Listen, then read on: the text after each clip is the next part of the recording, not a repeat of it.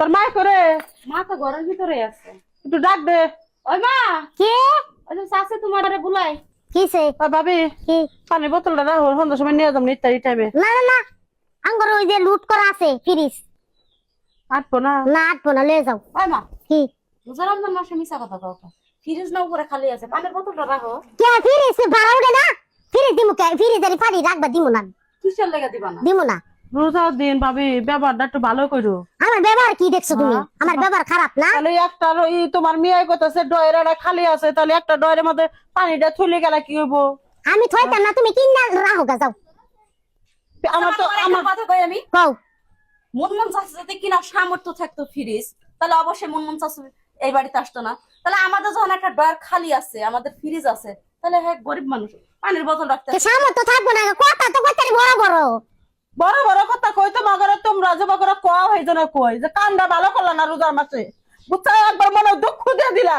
আজকে তোমরা একটু বড় লোক মানুষ দেখে ফ্রিজ কিনবা পারছো, আমি গরিব মানুষ দেখে ফ্রিজ কিনবা পারি না। এক বোতল পানি ঠিকান দিলা না রোজার মধ্যে, আল্লাহ তোমার বিচার করবো।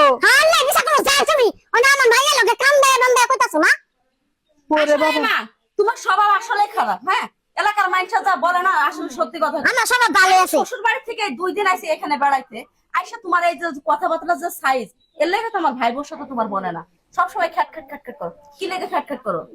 তুমিও এর লগে যুক্তি দিতাছো না এখানে যুক্তি অযুক্তি না মা, একটা জিনিস আমাকে আছে, জিনিসটা খালি আছে। আমি দিমু না এটা কি তুমি তোমার বাপের বাড়ি থেকে নিয়ে হ্যাঁ বাপের বাড়ি নিয়েছি আমার বাপের বাড়ি, আমার বাপের টাকা দিয়ে কিনো, তোমার বাপের টাকা দিয়ে তোমার বিয়ে দিনে তুমি জামাই যাও থাকে জামাই বাড়িতে যাবো না আমি। থাকে মাই মাই যে বাবা ঝগড়া করো না, মেয়ের হাতে একটু ভালো ব্যবহার যাও করো। চাচি, না দিতাম না তুমি যাও বিকাল বেলা এসে নিয়ে যাও। কি হয়েছে? বোতল নিয়ে আছে টানা হাসিরা কে? কারেন্ট বিল লাগে না আঙ্গুর বিল উঠে না কি হয়েছে বউ?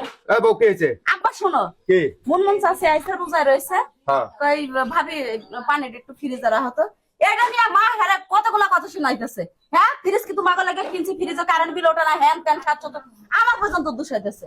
এই তোর বাপের বাড়ি থেকে ফ্রিজ নিয়ে আসি।